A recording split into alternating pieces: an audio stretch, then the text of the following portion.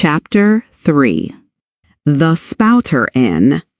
Entering that gable-ended Spouter Inn, you found yourself in a wide, low, straggling entry with old-fashioned wainscots, reminding one of the bulwarks of some condemned old craft. On one side hung a very large oil painting, so thoroughly besmoked, and every way defaced, that in the unequal cross-lights by which you viewed it, it was only by diligent study and a series of systematic visits to it and careful inquiry of the neighbors that you could anyway arrive at an understanding of its purpose. Such unaccountable masses of shades and shadows that at first you almost thought some ambitious young artist, in the time of the New England hags, had endeavored to delineate chaos bewitched. But by dint of much and earnest contemplation, and oft-repeated ponderings, and especially by throwing open the little window towards the back of the entry, you at last come to the conclusion that such an idea, however wild, might not altogether unwarranted.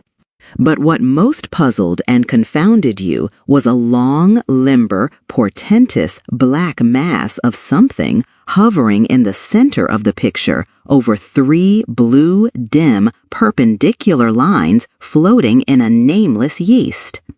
A boggy, soggy, squitchy picture truly, enough to drive a nervous man distraived. Yet was there a sort of indefinite, half-attained, unimaginable sublimity about it that fairly froze you to it till you involuntarily took an oath with yourself to find out what that marvelous painting meant. Ever and anon, a bright but, alas, deceptive idea would dart you through. It's the Black Sea in a midnight gale. It's the unnatural combat of the 4 primal elements. It's a blasted heath. It's a Hyperborean winter scene. It's the breaking up of the ice-bound stream of time. But at last, all these fancies yielded to that one portentous something in the picture's midst. At once found out, and all the rest were plain. But stop, does it not bear a faint resemblance to a gigantic fish? Even the great Leviathan himself? In F.A., the artist's design seemed this, a final theory of my own, partly based upon the aggregated opinions of many aged persons with whom I conversed upon. The subject. The picture represents a Cape Horner in a great hurricane. The half-foundered ship weltering there with its 3 dismantled masts alone visible, and an exasperated whale purposing to spring clean over the craft is in the enormous awe of impaling himself upon the 3 mastheads. The opposite wall of this entry was hung all over with a heathenish array of monstrous clubs and spears. Some were thickly set with glittering teeth resembling ivory saws. Others were tufted with nuts of human hair, and one was sickle-shaped, with a vast handle sweeping round like the segment made in the new-mown grass by a long-armed mower. You shuddered as you gazed and wondered what monstrous cannibal and savage could ever have gone a death harvesting with such a hacking, horrifying implement. Mixed with these were rusty old whaling lances and harpoons, all broken and deformed. Some were storied weapons. With this once long lance, now wildly elbowed, 50 years ago did Nathan Swain kill 15 whales between a sunrise and a sunset. And that harpoon, so like a corkscrew now, was flung in Javan seas and run away with by a whale, years afterward slain off the Cape of Blanco. The original iron entered nigh the tail, and, like a restless needle sojourning in the body of a man, traveled full 40 feet, and at last was found embedded in the hump. Crossing this dusky entry, and on through yon low-arched way, cut through what in old times must have been a great central chimney with fireplaces all around, you enter the public room. A still duskier place is this, with such low, ponderous beams above and such old, wrinkled planks beneath, that you would almost fancy you trod some old craft's cockpits, especially of such a howling night, when this corner-anchored old ark rocked so furiously. On one side stood a long, low, shelf-like table covered with cracked glass cases filled with dusty rarities gathered from this wide world's remotest nooks. Projecting from the further angle of the room stands a dark-looking den, the bar, a rude attempt at a right whale's head. Be that how it may, there stands the vast arched bone of the whale's jaw, so wide a coach might almost drive beneath it. Within are shabby shelves, ranged round with old decanters, bottles, flasks. And in those jaws of swift destruction, like another cursed Jonah, bustles a little withered old man, who, for their money, dearly sells the sailors deliriums and death. Abominable are the tumblers into which he pours his poison. Though true cylinders without within, the villainous green goggling glasses deceitfully tapered downwards to a cheating bottom. Parallel meridians rudely pecked into the glass surround these footpads' goblets. Fill to this mark, and your charge is but a penny, to this a penny more, and so on to the full glass, the Cape Horn measure, which you may gulp down for a shilling. Upon entering the place, I found a number of young seamen gathered about a table, examining by a dim light divers specimens of scrimshander. I sought the landlord, and telling him I desired to be accommodated with a room, received for answer that his house was full, not a bed unoccupied. But avast, he added, tapping his forehead, you hain't no objections to sharing a harpooneer's blanket, have ye? I s'pose you are going a whalin', so you'd better get used to that sort of thing. I told him that I never liked to sleep two in a bed, that if I should ever do so, it would depend upon who the harpooneer might be, and that if he really had no other place for me, and the harpooneer was not decidedly objectionable, why rather than wander further about a strange town on so bitter a night, I would put up with the half of any decent man's blanket. I thought so. All right, take a seat. Supper? You want supper? Supper 'll be ready direly. I sat down on an old wooden settle, carved all over like a bench on the battery. At one end, a ruminating tar was still further adorning it with his jackknife, stooping over and diligently working away at the space between his legs. He was trying his hand at a ship under full sail, but he didn't make much headway, I thought. At last, some 4 or 5 of us were summoned to our meal in an adjoining room. It was cold as Iceland, no fire at all. The landlord said he couldn't afford it. Nothing but 2 dismal tallow candles, each in a winding sheet. We were fain to button up our monkey jackets and hold to our lips cups of scalding tea with our half-frozen fingers. But the fare was of the most substantial kind. Not only meat and potatoes, but dumplings, good heavens! Dumplings for supper! One young fellow in a green box coat addressed himself to these dumplings in a most direful manner. "My boy," said the landlord, "you'll have the nightmare to a dead certainty. "Landlord," I whispered, "that ain't the harpooneer, is it?" "Oh, no," said he, looking a sort of diabolically funny. "The harpooneer is a dark-complexioned chap. He never eats dumplings. He don't. He eats nothing but steaks, and likes 'em rare." "The devil he does," says I. "Where is that harpooneer? Is he here?" "He'll be here afore long," was the answer. I could not help it, but I began to feel suspicious of this dark-complexioned harpooneer. At any rate, I made up my mind that if it so turned out that we should sleep together, he must undress and get into bed before I did. Supper over, the company went back to the barroom, when, knowing not what else to do with myself, I resolved to spend the rest of the evening as a looker-on. Presently, a rioting noise was heard without. "Startin' up," the landlord cried. "That's the Grampus's crew. I seed her reported in the offing this morning. A 3 years' voyage and a full ship. Hurrah, boys! Now we'll have the latest news from the Fijis." A tramping of sea boots was heard in the entry.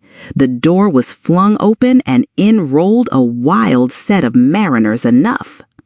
Enveloped in their shaggy watchcoats and with their heads muffled in woolen comforters, all bedarned and ragged and their beards stiff with icicles, they seemed an eruption of bears from Labrador. They had just landed from their boat, and this was the first house they entered. No wonder, then, that they made a straight wake for the whale's mouth, the bar, when the wrinkled little old Jonah, there officiating, soon poured them out brimmers all round.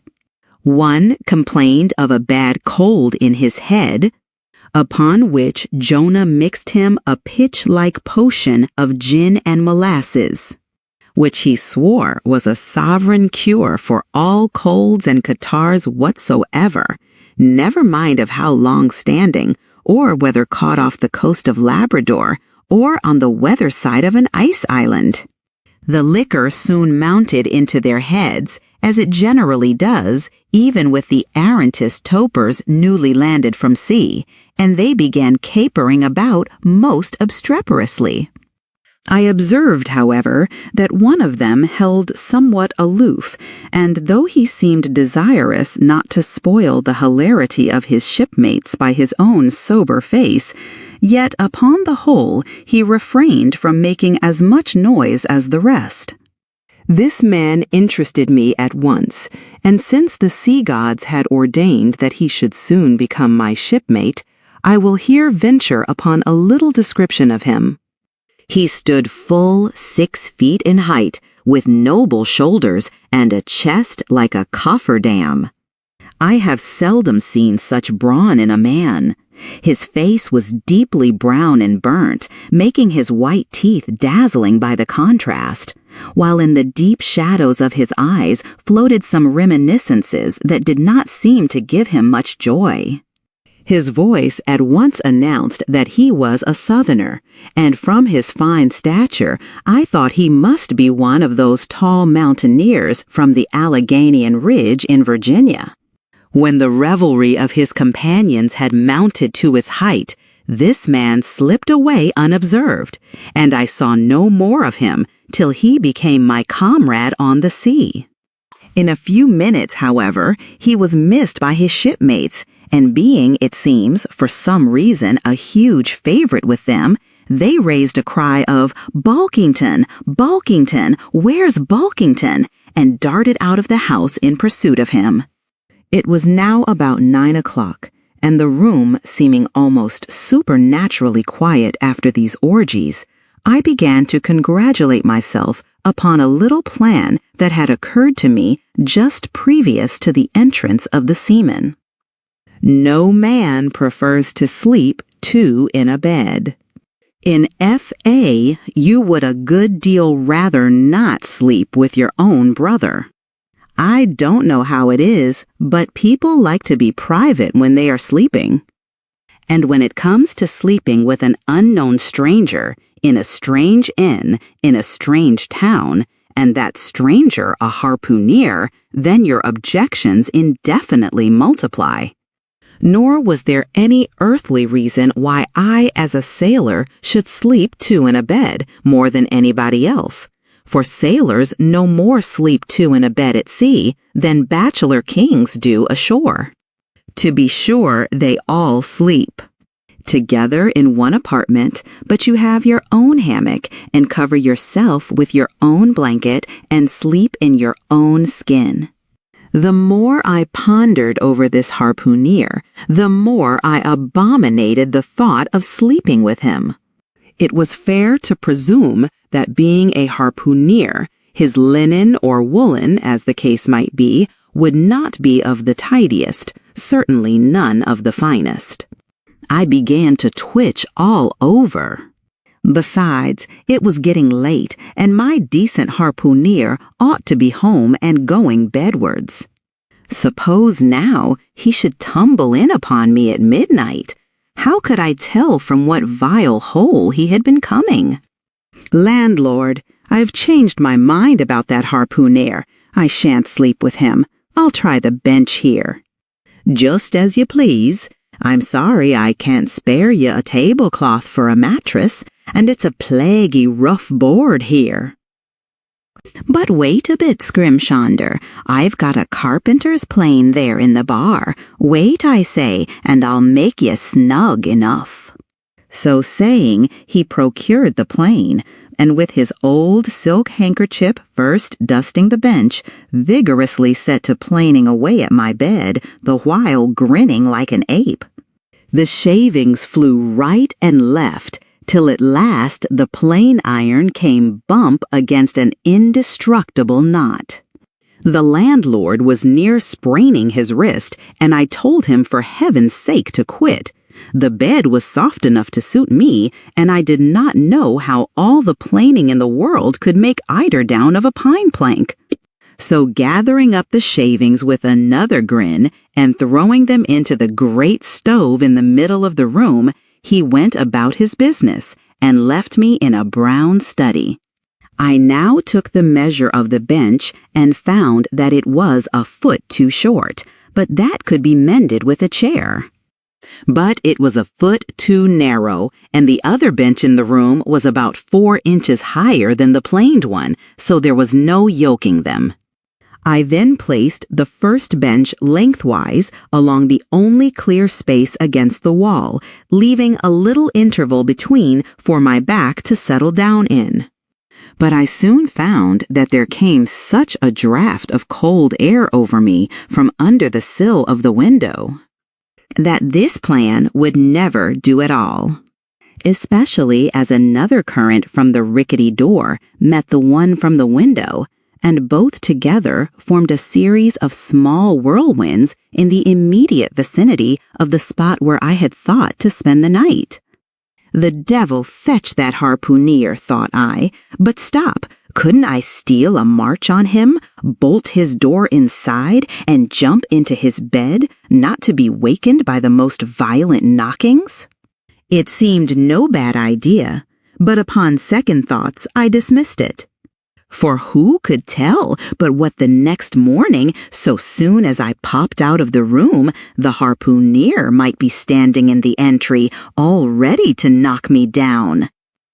Still, looking around me again, and seeing no possible chance of spending a sufferable night, unless in some other person's bed, I began to think that, after all, I might be cherishing unwarrantable prejudices against this unknown harpooner. Thinks I, I'll wait a while. He must be dropping in before long. I'll have a good look at him then, and perhaps we may become jolly good bedfellows after all. There's no telling.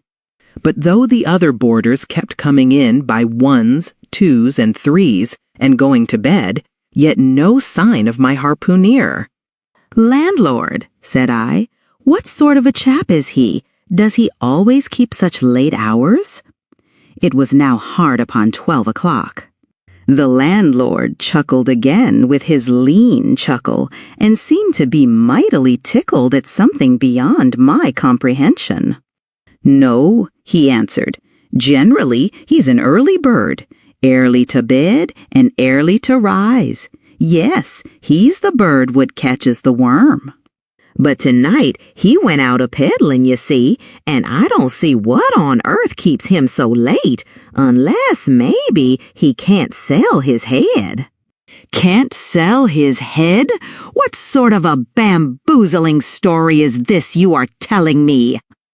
"Do you pretend to say, landlord, that this harpooner is actually engaged this blessed Saturday night, or rather Sunday morning, in peddling his head around this town?"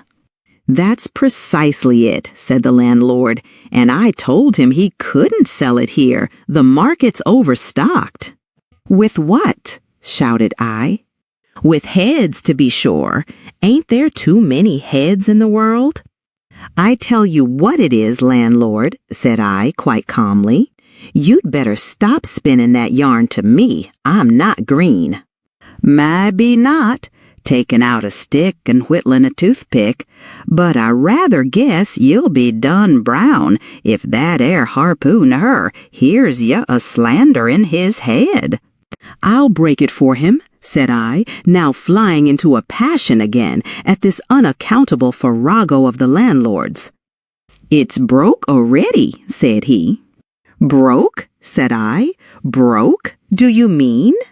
"Certain, and that's the very reason he can't sell it, I guess." "Landlord," said I, going up to him as cool as Mount Hecla in a snowstorm, "landlord, stop whittling. You and I must understand one another, and that too without delay. I come to your house and want a bed. You tell me you can only give me half a one, that the other half belongs to a certain harpooner. And about this harpooner, whom I have not yet seen, you persist in telling me the most mystifying and exasperating stories, tending to beget in me an uncomfortable feeling towards the man whom you design for my bedfellow, a sort of connection, landlord, which is an intimate and confidential one in the highest degree. I now demand of you to speak out and tell me who and what this harpooner is, and whether I shall be in all respects safe to spend the night with him. And in the first place, you will be so good as to unsay that story about selling his head, which, if true, I take to be good evidence that this harpooner is stark mad, and I've no idea of sleeping with." "A madman! And you, sir, landlord, you, sir, by trying to induce me to do so knowingly, would thereby render yourself liable to a criminal prosecution." Quote, "Wall," said the landlord, fetching a long breath, "that's a purty long sarmon for a chap that rips a little now and then. But be easy, be easy.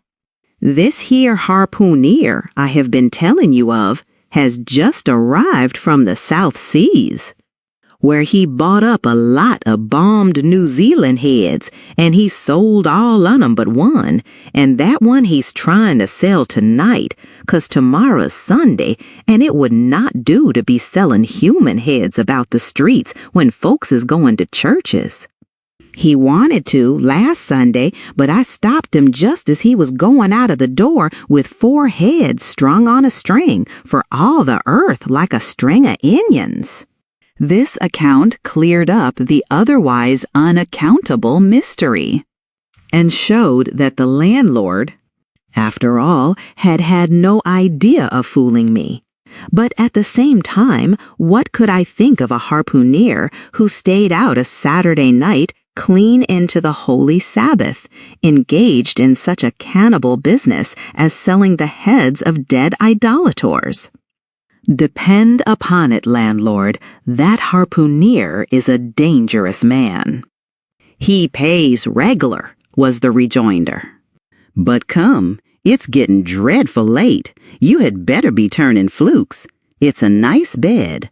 Sal and me slept in that air bed the night we were spliced." "There's plenty room for two to kick about in that bed. It's an almighty big bed, that." "Why, afore we give it up, Sal used to put our Sam and little Johnny in the foot of it. But I got a dreamin' and sprawlin' about one night, and somehow Sam got pitched on the floor and came near breaking his arm. After that, Sal said it wouldn't do. 'Come along here, I'll give you a glim in a jiffy.' And so saying, he lighted a candle and held it towards me, offering to lead the way.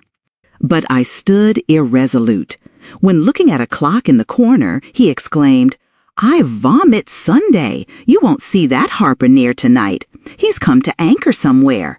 Come along then. Do come. Won't you come?'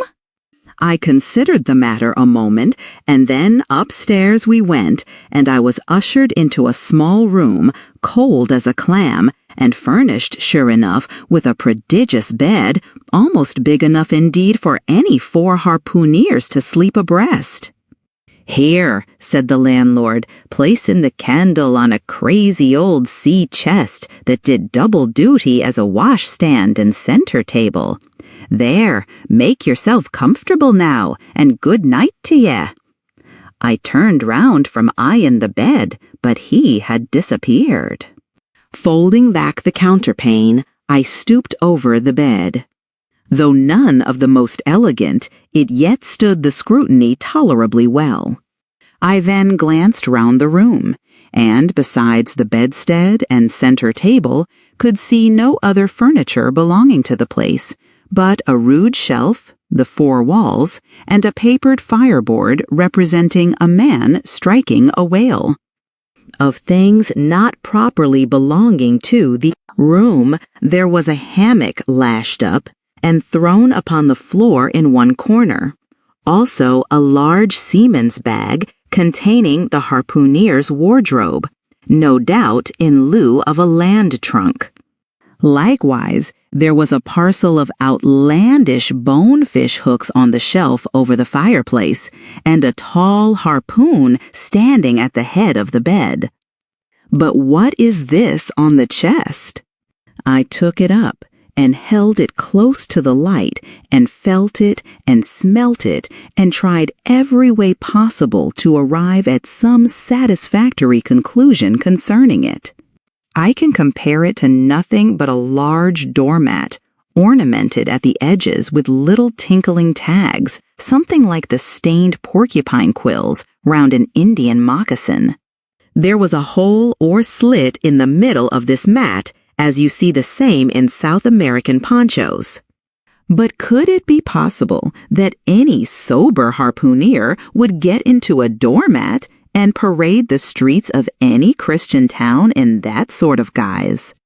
I put it on to try it, and it weighed me down like a hamper, being uncommonly shaggy and thick, and I thought a little damp, as though this mysterious harpooner had been wearing it of a rainy day. I went up in it to a bit of glass stuck against the wall, and I never saw such a sight in my life. I tore myself out of it in such a hurry that I gave myself a kink in the neck. I sat down on the side of the bed and commenced thinking about this head-peddling harpooner and his doormat. After thinking some time on the bedside, I got up and took off my monkey jacket, and then stood in the middle of the room thinking. I then took off my coat and thought a little more in my shirt sleeves. But beginning to feel very cold now, half undressed as I was, and remembering what the landlord said about the harpooneers not coming home at all that night, it being so very late, I made no more ado, but jumped out of my pantaloons and boots, and then, blowing out the light, tumbled into bed, and commended myself to the care of heaven. Whether that mattress was stuffed with corn cobs or broken crockery, there is no telling, but I rolled about a good deal and could not sleep for a long time. At last I slid off into a light doze, and had pretty nearly made a good offing towards the land of Nod, when I heard a heavy footfall in the passage, and saw a glimmer of light come into the room from under the door. Lord save me, thinks I, that must be the harpooneer, the infernal head peddler. But I lay perfectly still, and resolved not to say a word till spoken to, holding a light in one hand, and that identical New Zealand head in the other. The stranger entered the room, and without looking towards the bed, placed his candle a good way off from me on the floor in one corner, and then began working away at the knotted cords of the large bag I before spoke of as being in the room. I was all eagerness to see his face, but he kept it averted for some time while employed in unlacing the bag's mouth. This accomplished, however, he turned round, when, good heavens! What a sight! Such a face! It was of a dark purplish yellow color, here and there stuck over with large blackish-looking squares. Yes, it's just as I thought. He's a terrible bedfellow. He's been in a fight, got dreadfully cut, and here he is, just from the surgeon. But at that moment he chanced to turn his face so towards the light that I plainly saw they could not be sticking plasters at all, those black squares on his cheeks. They were stains of some sort or other. At first I knew not what to make of this, but soon an inkling of the truth occurred to me. I remembered a story of a white man, a whaleman too, who, falling among the cannibals, had been tattooed by them. I concluded that this harpooneer, in the course of his distant voyages, must have met with a similar adventure. And what is it, thought I, after all? It's only his outside. A man can be honest in any sort of skin. But then, what to make of his unearthly complexion? That part of it, I mean, lying round about, and completely independent of the squares of tattooing. To be sure, it might be nothing but a good coat of tropical tanning, but I never heard of a hot sun's tanning a white man into a purplish yellow one.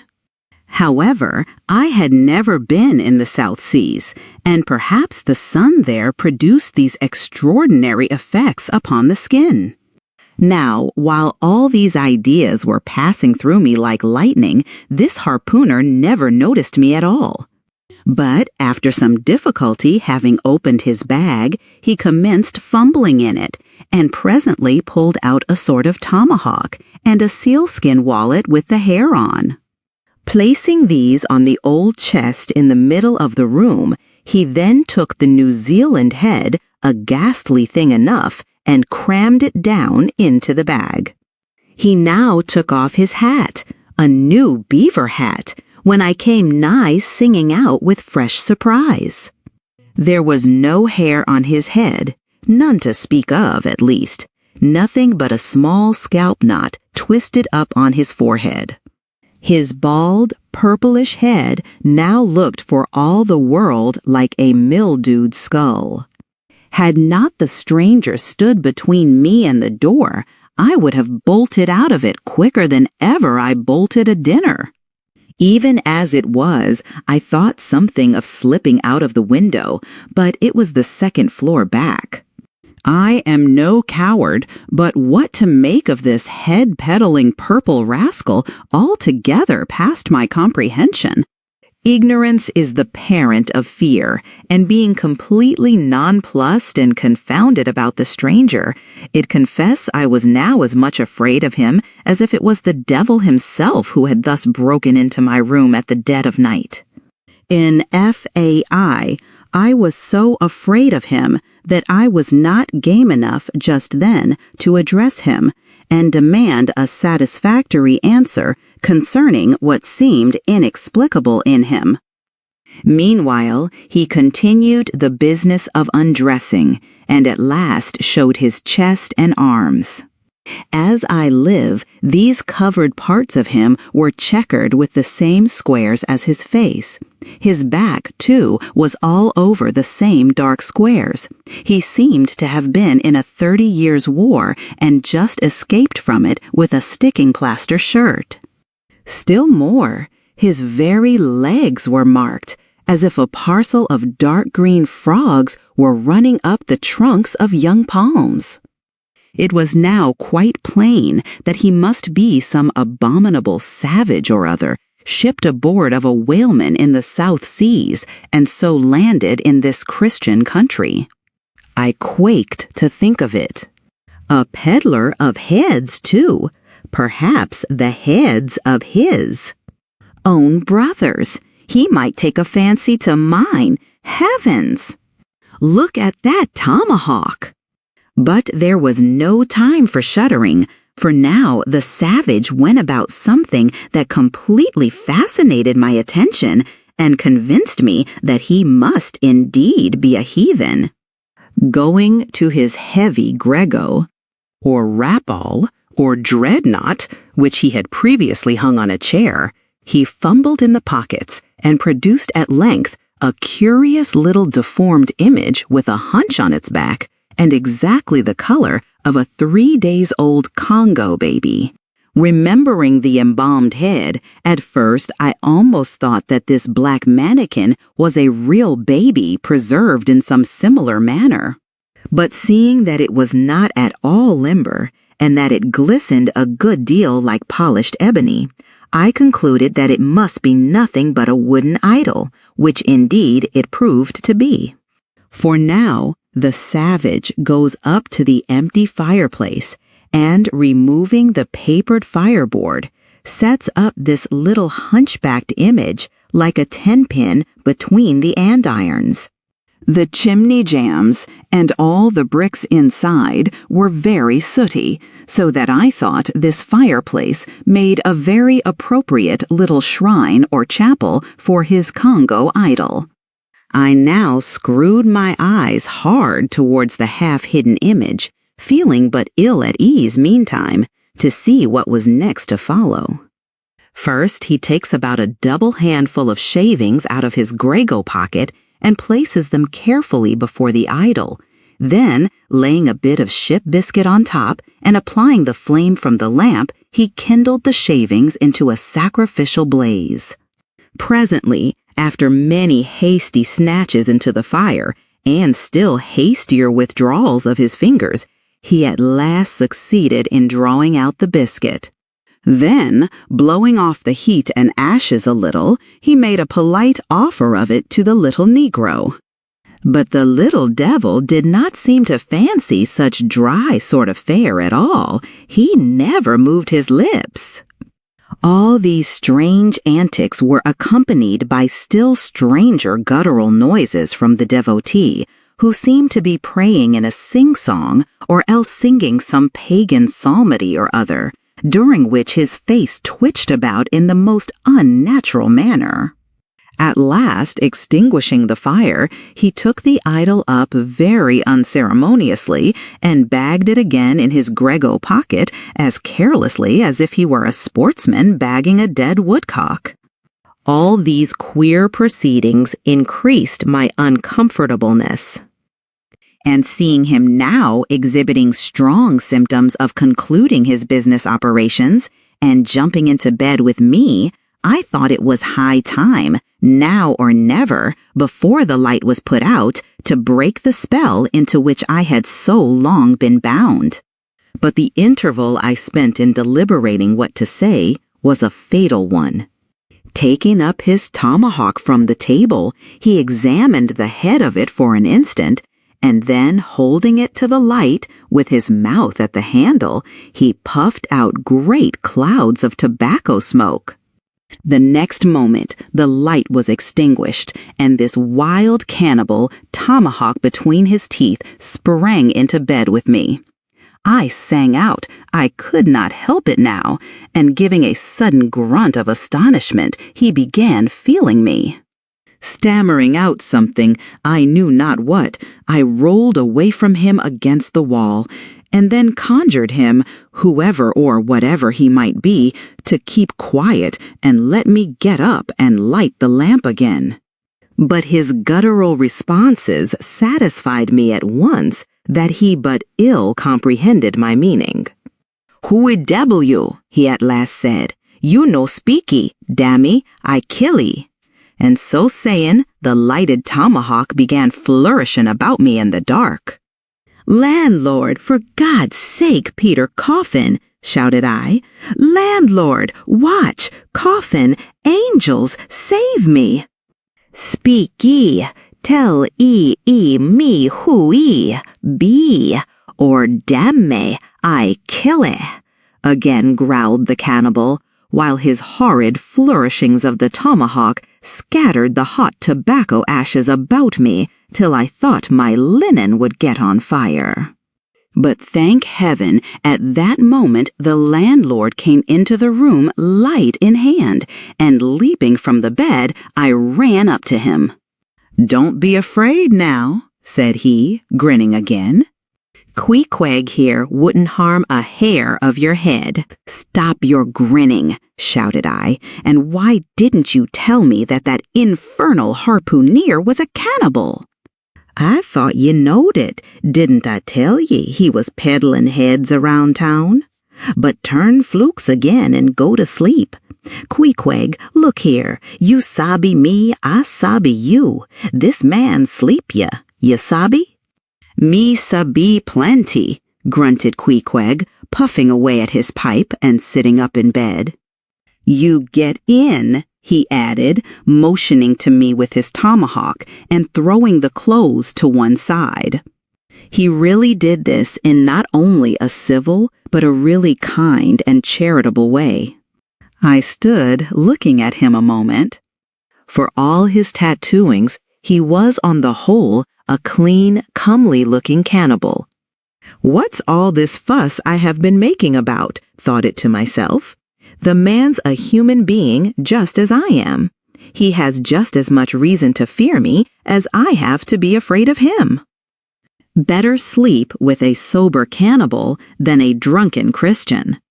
"Landlord," said I, "tell him to stash his tomahawk there, or pipe, or whatever you call it. Tell him to stop smoking, in short, and I will turn in with him."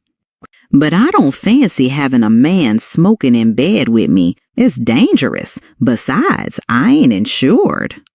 His being told to Queequeg, he at once complied, and again politely motioned me to get into bed, rolling over to one side as much as to say, "I won't touch a leg of ye." "Good night, landlord," said I. "You may go." I turned in and never slept better in my life.